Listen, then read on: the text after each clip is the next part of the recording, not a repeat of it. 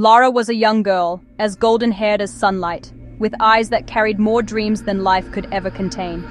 She lived alone in a small rented room, its walls faded, its ceiling low. But to her, it was a palace, because inside that room she painted a world of her own.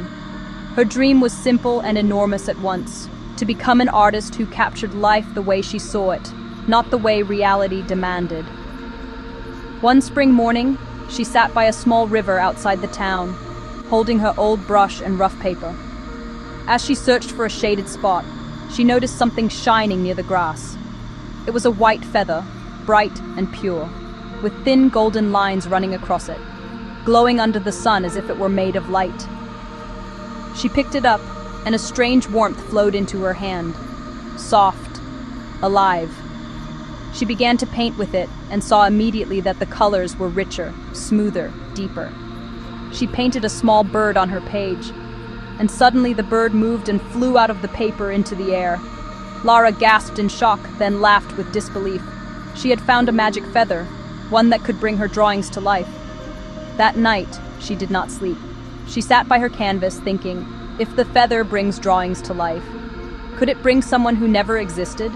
Could it paint her dream? With trembling fingers, she drew the face she had always imagined. Warm eyes, a gentle smile, soft hair falling across his forehead. When she finished, the colors shivered, and a real young man stepped out of the canvas, looking at her as though he had known her forever. He spoke in a soft voice. You've been drawing me in your dreams for a long time. From that night, her happiest days began. They laughed, talked, walked by the river, and watched sunsets together. But the next morning, she woke up and found him gone. She ran to the canvas. He was there again, painted and silent.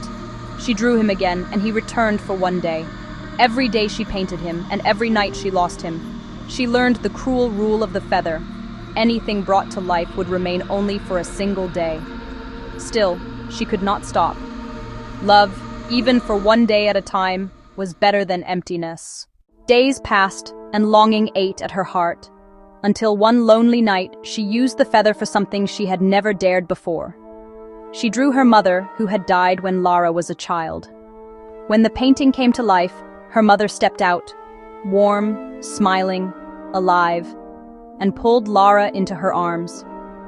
They cooked together, talked, laughed, and for one beautiful day, Lara felt like a little girl again.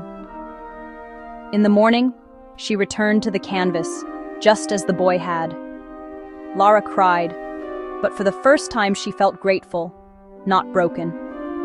The feather did not only create life, it brought back memory, love, and souls forgotten. Sometime after, Lara visited her father for his birthday. He greeted her with a tired smile. Happy she came, but carrying a sadness that never left him. She saw him look quietly at an old picture of his wife, his eyes speaking all the grief his voice never said. So that night, while he slept on the couch, Lara painted her mother again.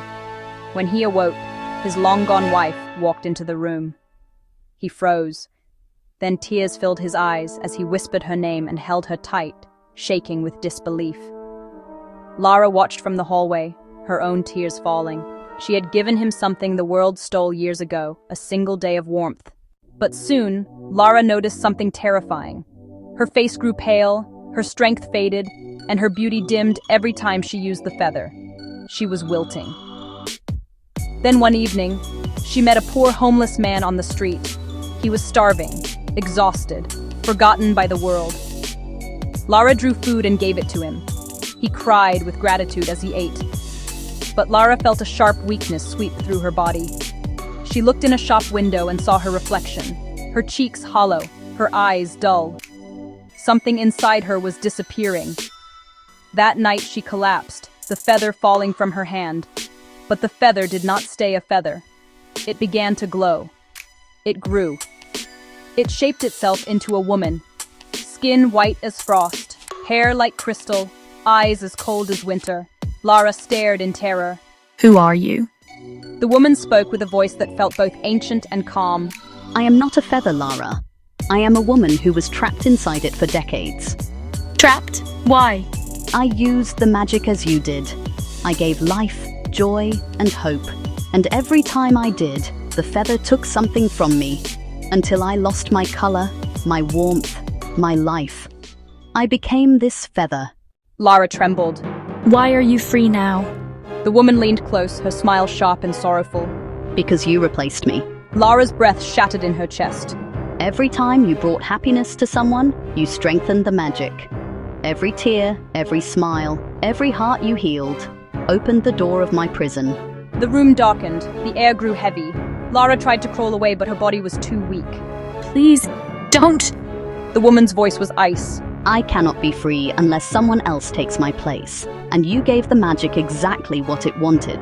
The floor beneath Lara turned black. A pull, deep, powerful, dragged her downward. She screamed. No, please, somebody help. But there was no one. The feather swallowed her like a black hole swallowing light. Her skin turned white, pale as bone, until she disappeared completely. Silence fell. The woman, now healthy and restored, stood over the feather, now glowing faintly on the floor. My place is taken. Yours has begun. She walked out to the sea under a silver moon, carrying the feather in her hand. At the edge of the waves, she threw it into the deep, dark water. It sank slowly, vanishing into the blackness where no one could find it. And somewhere in that endless darkness, Lara awoke, cold, colorless, trapped in a void with no time and no voice.